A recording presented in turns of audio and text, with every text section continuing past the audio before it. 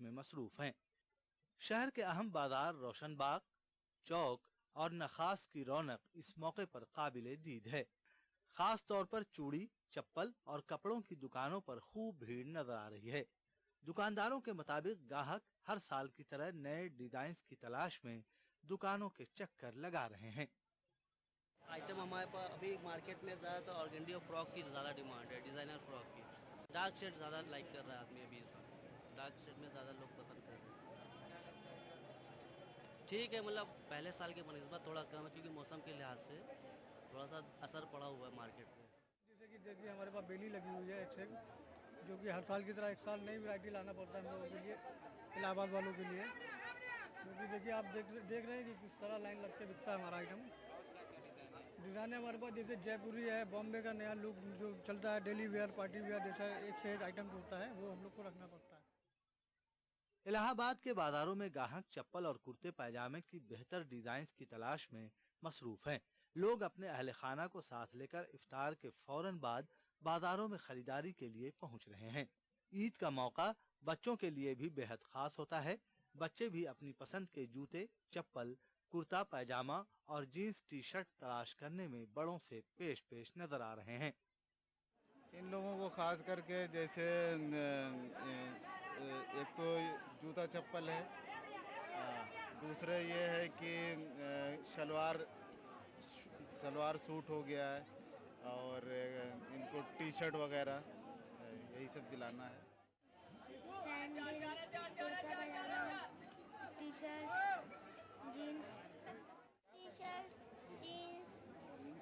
चप्पल, sandal, Allahabad के मुख्तलिफ बाजारों में खवातीन भी खासी तादाद में खरीदो फरोख्त में मसरूफ हैं। खास तौर पर चूड़ी, चप्पल और कॉस्मेटिक सामानों की दुकानों पर खवातीन खूब खरीदारी कर रही हैं। ETV news, Allahabad. और अब बात करेंगे टीम इंडिया की जीत की। जिम्बाब्वे में टीम इंडिया की जीत का सिलसिला जारी है। टीम इंडिया ने चौथे वनडे में भी जिम्बाब्वे को 9 विकेट से शिकस्त दे दी। पहले बल्लेबाजी करते हुए जिम्बाब्वे की सारी टीम 144 के मजमूई स्कोर पर ऑल आउट हो गई। जिम्बाब्वे की जानिब से चिगम्बुरा ने सबसे ज्यादा 50 रन बनाए। अमित मिश्रा ने 3 जबकि जडेजा और मोहित शर्मा ने 2-2 विकेट हासिल किए। जवाब में सिर्फ पुजारा का विकेट गंवाते हुए टीम इंडिया ने मैच जीत लिया। सुरेश रैना और रोहित शर्मा ने नॉट आउट सेंचुरियां मुकम्मल की। करियर के पहले मैच में अच्छी गेंदबाजी पर मोहित शर्मा को मैन ऑफ द मैच का खिताब दिया गया। और अब पेश है आज की तिरछी नजर।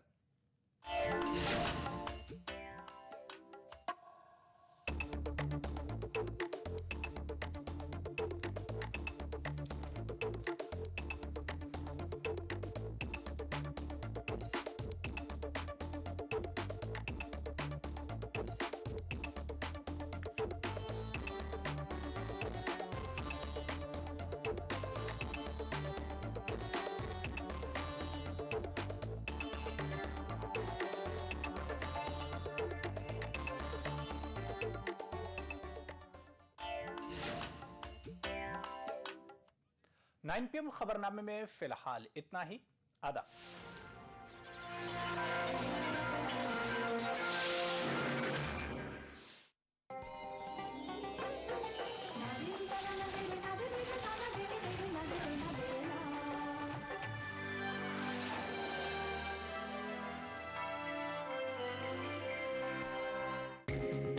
ईटीवी उर्दू पर अगला प्रोग्राम।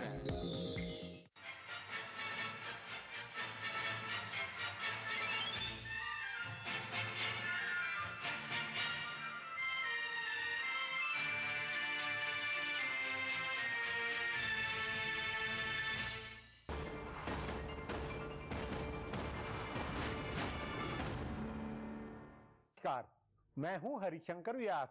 सेंट्रल हॉल में आपका स्वागत है। उत्तर प्रदेश में बहुत धमाल हो रहा है। देश के सबसे बड़े राज्य और लोकसभा की 80 सीटों वाले इस सूबे में चुपचाप जो हुआ है वह अकल्पनीय है। नरेंद्र मोदी यूपी गए नहीं और उन्होंने वहां भाजपा को लड़ाई में आगे बनवा दिया। जन सर्वेक्षण यह भी कह रहे हैं कि भाजपा नंबर 1 पार्टी हो गई है। एक तरफ हिंदू मुस्लिम वोटों का ध्रुवीकरण हो रहा है तो दूसरी ओर समाजवादी पार्टी व बसपा दोनों अपने कोर यादव व दलित वोटों में सिमट रही है। उधर कांग्रेस न इधर की है और न उधर की। सर्वे में कांग्रेस चौथे नंबर पर बताई गई। राहुल गांधी और उनके चुनाव प्रबंधक मधुसूदन मिस्त्री संकट देखकर ताबड़तोड़ प्रबंध कर रहे हैं। केंद्र में कांग्रेस के 6 मंत्रियों को यूपी के जिले बांटकर झोंका गया है। इन्हें महीने में 2 दिन अपने कोटे के जिलों में जरूर गुजारने होंगे। राहुल गांधी और प्रियंका गांधी खुद अमेठी रायबरेली में पूरा ध्यान दे रहे हैं। मुलायम सिंह यादव ने नौकरी परीक्षा के हर चरण में आरक्षण की बेहुदा साजिश को खत्म किया। मोटे तौर पर मुसलमानों में मुलायम सिंह के प्रति भरोसा कायम है। यह कांग्रेस के लिए खतरे की घंटी है। इससे समाजवादी पार्टी बनाम भाजपा का मुकाबला बनेगा। फॉरवर्ड और हिंदू जातियों में ध्रुवीकरण के संकेत है। आज इस सब पर चर्चा है, मगर उससे पहले सुर्खियां और राजकाज है। शुरुआत सत्ता गलियारों की गपशप से करते हैं।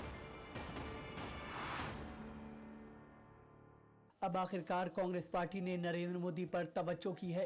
कांग्रेस वार रूम में उनके चैलेंज को संजीदगी से लिया जा रहा है।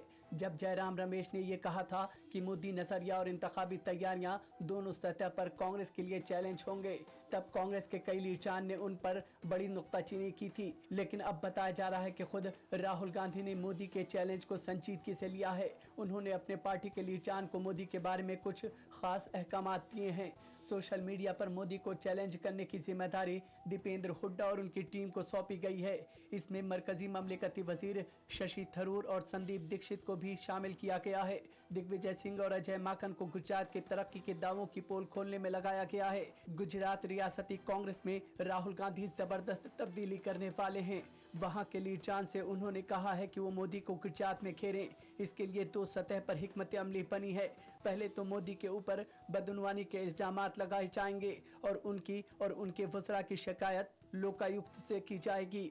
दूसरे, जब भी मोदी गुजरात से बाहर निकले तो उनके खिलाफ रियासत में बड़ी एहतजाजी रैली का इनेकाद और तहरीक की जाए ताकि वो गुजरात से बाहर जाने की न सोचें। राहुल गांधी का मंसूबा मोदी को दूसरी रियासतों में जाने से रोकने का है। इसका मतलब है कि कांग्रेस को ये फीडबैक मिली है कि मोदी की सरगर्मी बीजेपी को फायदा पहुंचाएगी। आंध्र प्रदेश से अलग तेलंगाना बनवाने का पूरा शो खुद कांग्रेस सरबराह सोनिया गांधी ने अपनी देखरेख में किया। कांग्रेस कोर कमेटी के लीडरान को समझाने से लेकर यूपीए की हलीफ जमातों के साथ इत्तफाक राय बनवाने और आंध्र प्रदेश कांग्रेस के लीडरान को बगावत नहीं करने के लिए राजी करने की तमाम जिम्मेदारी खुद सोनिया गांधी ने अपने सर ली। उन्होंने तेलंगाना हामियों और तेलंगाना मुखालिफिन दोनों लीडरान को खुद समझाया। इस फैसले में भले राहुल गांधी का भी किरदार रहा हो, लेकिन कोर कमेटी से लेकर मजलिस आमला तक वो खामोश रहे। आंध्र प्रदेश के लीडरान से भी उन्होंने अलग से बातचीत नहीं की। कांग्रेस सरबराह ने बगावती तेवर दिखा रहे वजीर आला किरण कुमार रेड्डी को बुलाकर बातचीत की और उन्हें सख्त अहकामात दिए कि वो इस्तीफा देने के बारे में न सोचें, बल्कि नस्म नस्ल को ठीक रखने और पार्टी के दूसरे लीडरान को समझाएं। इसके बाद सोनिया गांधी ने उन वज़रा और मेंबरान पार्लियामेंट को तलब किया जो वजीर आजम के पास तेलंगाना की मुखालफत करने गए थे। उन्हें भी सोनिया गांधी ने खामोश रहने या फैसले की हिमायत करने के अहकामात दिए। यूपीए राब्ता कमेटी की मीटिंग से पहले उन्होंने तेलंगाना हामी 15 मेंबरान पार्लियामेंट से भी मुलाकात की और उनसे भी कहा कि बहुत जोश का मुजाहरा न करें और अमन बनाए रखने में किरदार अदा करें।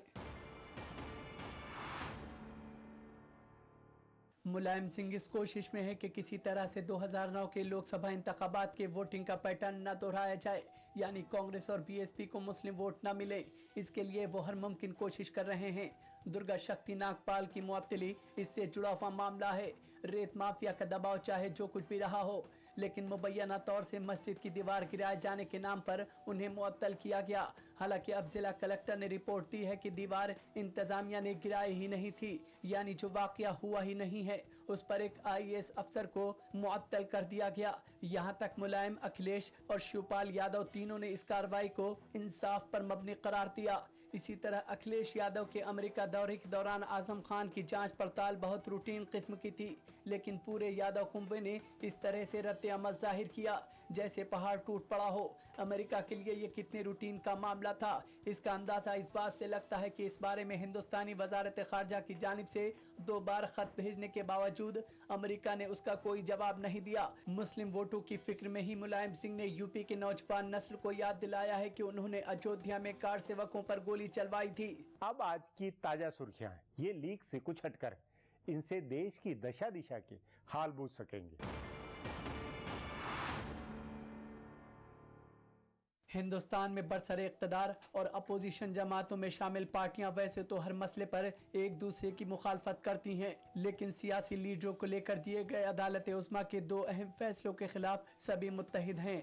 आज दिल्ली में हुई कुल जमाती मीटिंग में तमाम जमातों ने जेल में बंद लोगों के इलेक्शन लड़ने पर लगाई गई रोक और 2 साल या उससे ऊपर की सजा होते ही फौरी रुकनियत खत्म करने के फैसले की मुखालफत की है और कहा है कि पार्लियामेंट की अफजलियत कायम रहनी चाहिए। कुल जमाती मीटिंग के बाद पार्लिमानी उमूर के वजीर कमलनाथ ने बताया कि तमाम पार्टियों ने इन फैसलों की मुखालफत की है और अवामी नुमाइंदा कानून में तरमीम पर रजामंदी जाहिर की है। बाद में बीजेपी रहनुमा रविशंकर प्रसाद ने कहा कि उनकी पार्टी इन फैसलों को लेकर फिक्रमंद है। उसे लग रहा है कि इन फैसलों पर अमल हुआ तो सियासत बुरी तरह से मुतासिर होगी। रविशंकर प्रसाद ने कहा कि जिस पार्टी की हुकूमत होगी वो कागजात नामजदगी दाखिल करने से पहले अपने मुखालिफिन को उठाकर जेल में डाल देगी और फिर वो इलेक्शन नहीं लड़ पाएगा। तमाम जमातों ने अदालती इस्लाहात बिल पास कराने पर भी रजामंदी जाहिर की। अलग तेलंगाना रियासत का कयाम करके कांग्रेस पार्टी एक नए तनाज़े में फंस गई है। आंध्र प्रदेश में तकसीम के खिलाफ तहरीक तेज हो गई है। रियासत के कई हिस्सों में पुरतशद्दुद मुजाहरे हुए हैं, कॉलेजेस बंद हैं और वकीलों ने अदालतों में हड़ताल रखी है। कई जगह बसों पर पथराव हुआ है और दुकानें बंद कराई गई हैं। कृष्णा, मशरकी गोदावरी, कडप्पा, विशाखापट्टनम, अनंतपुर वगैरह इलाकों में मुजाहरे हुए हैं और लोग भूख हड़ताल पर बैठे हैं। लेकिन कांग्रेस के लिए सबसे बड़ा बहरान यह है कि उसकी हुकूमत के 14 वज़रा समेत 30 असम्बली अरकान इस्तीफा देने की तैयारी कर रहे हैं। उन्होंने कहा है कि अगर कांग्रेस पार्टी रियासत की तकसीम का फैसला वापस नहीं लेती है तो वो इस्तीफा दे देंगे और सड़क पर उतरकर तहरीक में शामिल होंगे। कांग्रेस के वज़रा और असम्बली अरकान के इस रुख से आंध्र प्रदेश हुकूमत बहरान में आती हुई दिख रही है। भारतीय जनता पार्टी अगले महीने यानी सितंबर में नरेंद्र मोदी को वजीर आजम के ओहदे का दावेदार बनाने का ऐलान कर सकती है। पार्टी जराये का कहना है कि 5 रियासतों में होने वाले असम्बली इंतखाबात के ऐलान से पहले मोदी के नाम का ऐलान होगा। बीजेपी के एक सीनियर रहनुमा का कहना है कि इशारों में मोदी को पीएम का दावेदार बताकर इलेक्शन नहीं लड़ा जा सकता, उनके नाम का ऐलान करके इलेक्शन लड़ा जाएगा। इस बीच आज बीजेपी सदर राजनाथ सिंह, नरेंद्र मोदी, अरुण जेटली वगैरह सीनियर लीडरों ने राष्ट्रीय स्वयंसेवक संघ के ओहदेदारान से मुलाकात की। बीजेपी और संघ लीडरान के बीच इंतखाबी तैयारियों पर तबादला ख्याल के लिए हुई ये दूसरी मीटिंग थी। कहा जा रहा है कि संघ ने मोदी के नाम के ऐलान पर अपनी रजामंदी जाहिर कर दी है। उत्तर प्रदेश के वजीर आला अखिलेश यादव ने कहा है कि आईएएस अफसर दुर्गा शक्ति की मुअत्तली का फैसला सही था। उन्होंने कहा कि जो भी ओहदेदार गैर जिम्मेदाराना तरीके से काम करेगा उसके खिलाफ कार्रवाई होगी। वजीर आला ने कहा कि नोएडा के कादलपुर गांव में मुसलमान चंदा इकट्ठा करके मस्जिद बना रहे थे। उसी वक्त एसडीएम ने बिना किसी सलाह मशवरा किए मस्जिद की दीवार मुनहदिम करने की कार्रवाई कराई। इससे वहां का माहौल बिगड़ गया और आगे पूरी रियासत का माहौल बिगड़ सकता था। इस बीच मरकजी हुकूमत ने दुर्गा शक्ति की हिमायत में उतरे आईएएस एसोसिएशन के ओहदेदारान को भरोसा दिलाया है कि इस मामले में इंसाफ होगा। एसोसिएशन के ओहदेदारान ने आज दिल्ली में मरकजी वजीर पी नारायण सामी से मुलाकात की। हिंदुस्तान की मईशत 1991 के इक्तसादी बहरान जैसे हालात का सामना कर रही है। दुनिया के मशहूर सरमाया बैंक गोल्डन मैन शेयर्स ने हिंदुस्तान की रेटिंग घटा दी है। बैंक ने कहा है कि तरक्की के पटरी पर लौटने के इशारे दूर दूर तक नहीं दिखाई दे रहे हैं।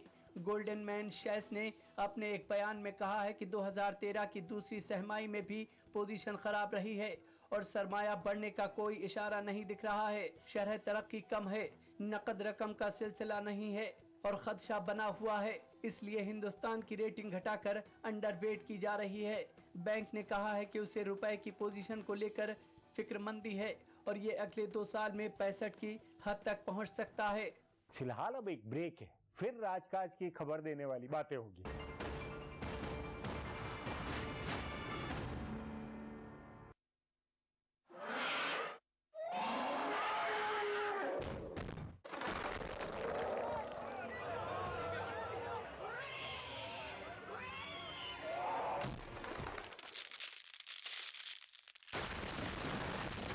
सीमेंट, सस्ता नहीं सबसे अच्छा। क्या खास है आज इफ्तार में? Brown and Polson custard powder इफ्तार खास बनाए। हर पल आलमी सतह पर हो रही है तब्दीलियां, बदल रहा है दुनिया का मंजर। हम पहुंचा रहे हैं आप तक सही तस्वीर। आलम इस्लाम के बदलते मंजरनामे पर हमारी गहरी नजर। दुनिया भर से चुनिंदा खबरों का गुलदस्ता। आलमी मंजर देखिए इन औकात पर। आलमी मंजर को पेश करने में ताउन कर रहे हैं अहमद एंड कंपनी का पैशन 4। बंगर सीमेंट, सस्ता नहीं सबसे अच्छा। मेलाज स्किन क्रीम एली फार्मास्यूटिकल्स द्वारा निर्मित। नूरानी तेल, आ से वाह, क्या बात है। मशहूर wholesale ladies footwear Kashmir chappals private limited, जहां सुरक्षा का हुकाम वहां सिर्फ एक ही नाम, कोयोलॉक्स। तमाम रोशनी के बीच जिसने पल के नहीं झपका, जो लगातार चला रेड कारपेट पर बिना विश्वास डगमगाए, जिसकी शोहरत ने छुआ बुलंदियों को पूरे हफ्ते। मैं पराग छापेकर उस कार को लाऊंगा आप तक। दिल से इतवार सुबह 11 बजे और पीर सुबह 11:30 बजे।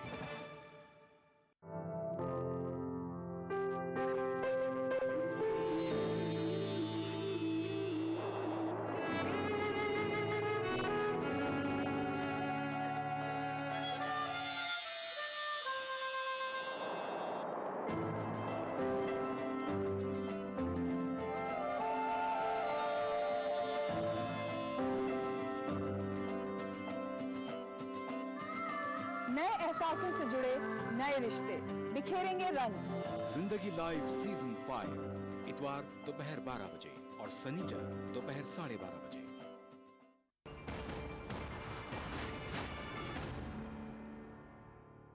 ब्रेक के बाद आपका स्वागत है। हाशिए में इधर उधर कई बातें वह घटनाएं दबी हुई होती है, इनका खासा राजनीतिक अर्थ होता है।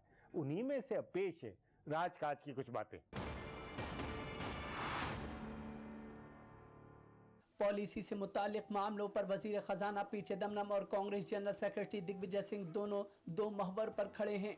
चिदम्बरम जब वजीर दाखिला थे तब दिग्विजय सिंह ने उनकी नक्सल पॉलिसी पर तनकीद की थी। फिर बटला हाउस तसादुम मामले पर दोनों की राय अलग है। चिदम्बरम उसे असली मानते हैं तो दिग्विजय सिंह अदालती फैसले के बाद भी उसे फर्जी बता रहे हैं। लेकिन कम से कम एक मामला ऐसा रहा जिसमें दोनों एक साथ रहे और एक साथ काम किया। कांग्रेस सरबराह ने अलग तेलंगाना की तजवीज का मसौदा तैयार करने की जिम्मेदारी पी चिदम्बरम को सौंपी थी। 2 सफ़ात पर मुश्तमिल जो तजवीज चिदम्बरम ने तैयार की थी उसमें आंध्र प्रदेश के इंचार्ज जनरल सेक्रेटरी के नाते दिग्विजय सिंह भी शामिल रहे। बेहतरीन तवाज़ुन और तमाम मुतनाज़ा मसाइल से गुरेज करते हुए ये तजवीज़ तैयार की गई। इसके बाद दिग्विजय सिंह ने भी चिदम्बरम के सलाहियत का लोहा माना होगा।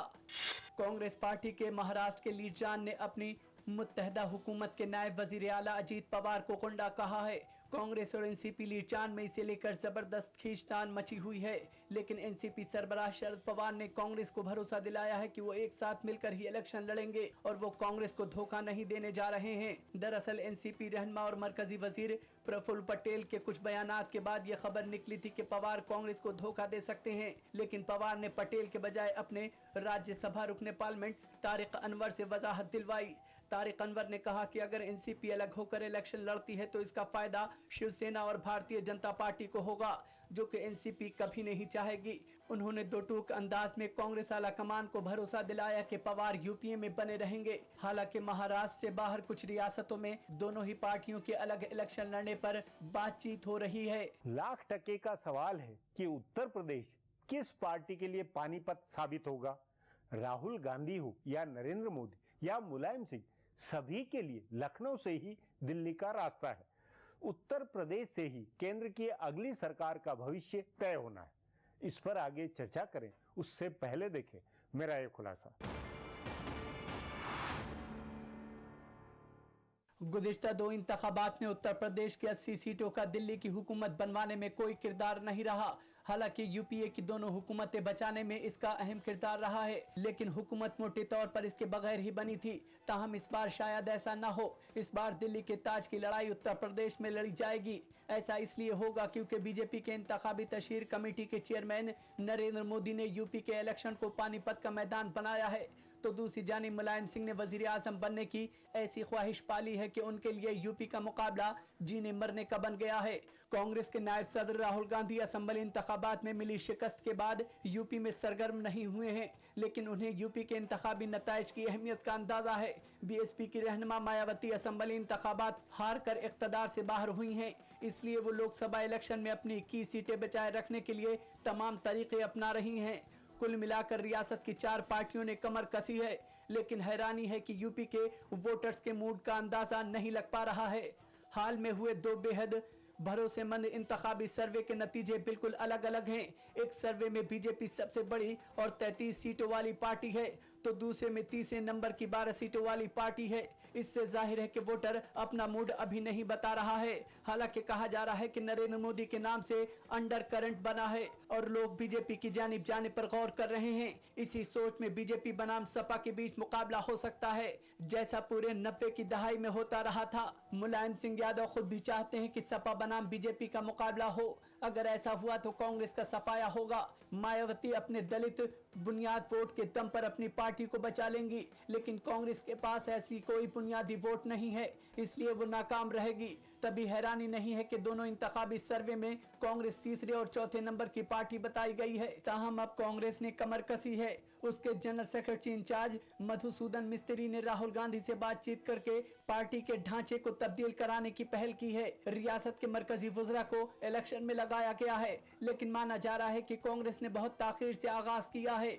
एक तरफ बीजेपी के incharge general secretary Amit Shah Hindu वोटों को मुत्तहिद करने की सियासत कर रहे हैं और नरेंद्र मोदी के यूपी से इलेक्शन लड़ाने की बहस कराई गई है, तो दूसरी जानिब मुलायम सिंह यादव मुस्लिम के कोर वोट को बचाए रखते हुए खुद को पसमानदा तबके के मसीहा के तौर पर पेश कर रहे हैं। बहुजन समाज पार्टी भी ब्राह्मण दलित का तनासुब बनाकर उसमें मुस्लिम वोट जोड़ने की सियासत कर रही है, लेकिन कांग्रेस के पास ऐसी किसी सियासत का ब्लूप्रिंट नहीं दिख रहा है। असेंबली इंतखाबात में भी ऐसा ही हुआ था और तभी कांग्रेस सिर्फ 28 सीटों पर सिमट गई थी। इस बार भी उसके लिए हालात बेहतर नहीं दिखाई दे रहे हैं। कांग्रेस का भरोसा अब सिर्फ इस बात पर मरकूज है कि मुल्क भर में मुकाबला कांग्रेस बनाम बीजेपी या राहुल बनाम मोदी का बने तो उसको यूपी में फायदा होगा। अब एक ब्रेक है, उसके बाद उत्तर प्रदेश के मूड पर चर्चा करेंगे।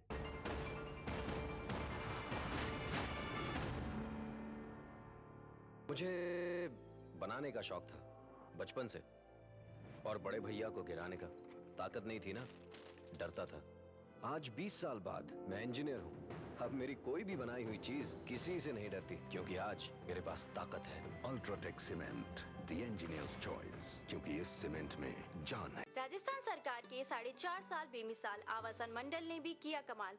राज्य भर में 25,000 से ज्यादा मकानों का कुशल इंजीनियरों की देखरेख में निर्माण कर हर वर्ग के साथ ही गरीबों को भी दी अपने घर की सौगात। मंडल की हर कॉलोनियां सभी मूलभूत सुविधाओं से युक्त, हरे भरे पेड़ों से आच्छादित और प्रदूषण मुक्त। मकानों की गुणवत्ता को जांचने के लिए हर जगह परीक्षण केंद्र, आवंटी की समस्याओं के निदान के लिए बनाया नागरिक सेवा केंद्र। आवासन मंडल का यही है सपना, हर व्यक्ति का आवास हो अपना।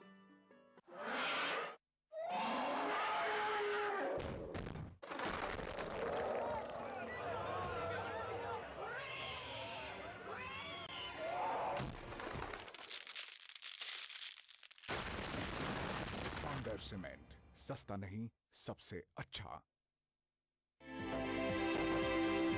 दुनिया अपडेट, खबरों का नया और अनूठा शो, जिसमें हम आपको दिखाएंगे दुनिया की अहम खबरें और करेंगे उनका तज्जिया।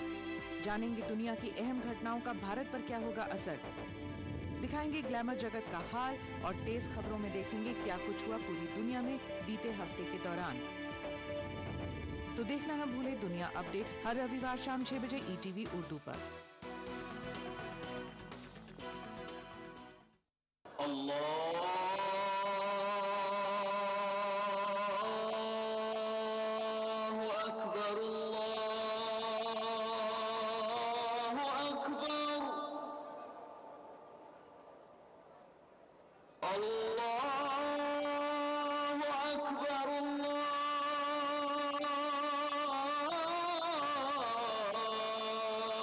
मस्जिदुल हराम से नमाज फज्र देखिए रोजाना सुबह 5:30 बजे सिर्फ ETV उर्दू पर।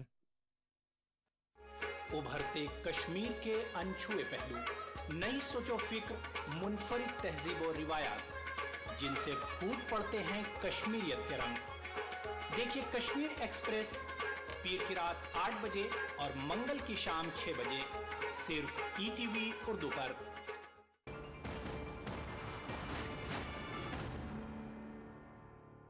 उत्तर प्रदेश में भाजपा की कमान अमित शाह के पास है तो कांग्रेस में मधुसूदन मिस्त्री करता धरता है।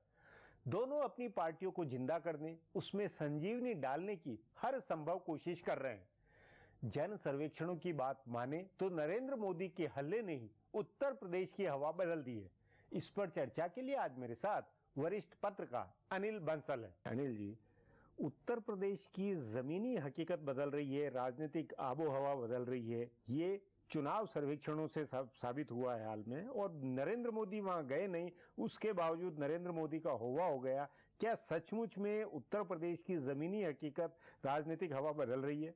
देखिए व्यास जी, आप जानते हैं कि उत्तर प्रदेश ही अकेला राज्य है देश का जिसने भाजपा को केंद्र की सत्ता दिलाने में अहम भूमिका निभाई थी। और उत्तर प्रदेश में ऐसा नहीं है, वहां सांप्रदायिक स्थिति भी रही है उत्तर प्रदेश की। और अभी भी जो स्थिति है उसमें, चूंकि पिछले चुनाव की अगर आप बात करें तो कांग्रेस ने काफी सीटें ले ली थी, क्योंकि मुलायम सिंह यादव भले अब 226 सीट लेके अखिलेश की सरकार उन्होंने बना दी, लेकिन उत्तर प्रदेश का जो माहौल है वो एक तरह से कमोबेश भाजपा का वहां जनाधार भी रहा है और भाजपा का संगठन भी रहा है। लेकिन बीच की स्थितियां जो रही वो जातीय खाकों में, ज्यादा खांचों में बिगड़ने के कारण नहीं, वही बुनियादी बात यही है कि भाजपा ने अपनी वहां साख गवाई हुई है। भाजपा को उन्होंने मौका दिया, भाजपा जितने जो वादे किए थे वो पूरा नहीं हुआ। उसके बावजूद आपका मानना है कि एक नरेंद्र मोदी के नाम के चलते भाजपा की विश्वसनीयता बन जाएगी? लेकिन अगर आप सरकार की बात करें, जो बीजेपी की 6 साल की सरकार थी, उसमें राम प्रकाश गुप्ता, कल्याण सिंह, राजनाथ सिंह, ये सब सरकारें थी। बाद की जो सरकारें रही हैं, कोई उनका इतना अच्छा, ना मुलायम सिंह का कार्यकाल, ना मायावती का। भाजपा की सरकारों का कार्यकाल आज अगर कोई आम आदमी भी तुलना करता है तो इन दो सरकारों से फिर भी बेहतर था। नहीं, इसका मतलब ये आप कह रहे हैं कि भाजपा के सुशासन या भाजपा के पुराने राज को याद करते हुए भाजपा आगे बढ़ रही है, या कोई दूसरा मैं ये नहीं कह रहा। देखिए, देश में जो एक माहौल है वो ये है कि नरेंद्र मोदी ही देश को अब एक तरह से भ्रष्टाचार से मुक्ति दिला सकते हैं। कांग्रेस के भ्रष्टाचार की चर्चा गांव-गांव, गली-गली, बच्चा-बच्चा कर रहा है। लोग आज ही जा चुके हैं। पर जब विकल्प की बात आती है तो लोगों को लगता है कोई विकल्प नहीं है। और 2009 में भी विकल्पहीनता में कांग्रेस आ गई थी। पर अब लोगों को लगता है मोदी की जो छवि उभर कर आई है, उसके जो भी कारण हो, उसके विरोधी भी देश के हर कोने-कोने में लोग नहीं, देश का नहीं, उत्तर प्रदेश के अंदर, उत्तर प्रदेश में जहां भाजपा का संगठन नहीं है, बड़ा कोई नेता अब नहीं रहा है, संगठन में नेताओं के आपस में झगड़े रहे हैं, वहां भाजपा का अपने आप, मतलब सर्वेक्षण में ये कि मुकाबले में नंबर 1 पे आना या सपा से मुकाबला, तो ये पूरा तरह हिंदू मुस्लिम पोलराइजेशन हो रहा है। मुस्लिम पोलराइजेशन तो चल ही रहा है व्यास जी। दूसरी जो मुख्य बात है,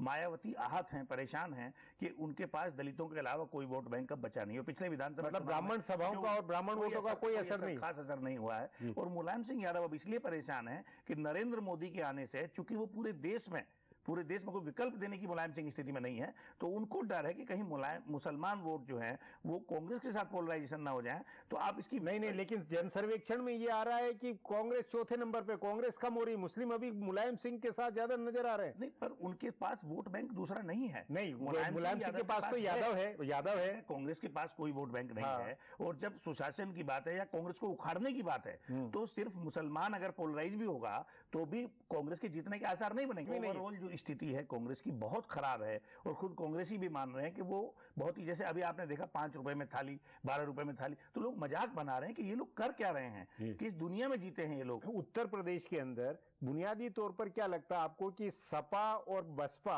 अपने दलित और यादव कोर वोट को बनाए रखेगी या उसके अंदर भी कुछ होगा? ये तो बिल्कुल तय बात है कि मायावती का पूरा दलित की मैं बात नहीं करूंगा, जाटव वोट बैंक अभी भी लगता है कि मायावती के साथ बना रहेगा, वो ज्यादा छितरेगा नहीं। और मुलायम सिंह के साथ उनका यादव, लेकिन दिक्कत जो मुलायम सिंह यादव की दिक्कत है, यादव वोट बैंक व्यास जी प्रदेश की सभी 80 लोकसभा सीटों में नहीं है, वो सिर्फ 15-20 लोकसभा सीटों में मैटर करता है। तो दिक्कत जो मुलायम सिंह की है, अब वो मुस्लिम से डर के अब वो आ गए हैं बैकवर्ड पोलराइजेशन की तरफ। इसलिए कुशवाहा के भाई और कुशवाहा की पत्नी को दागी होते हुए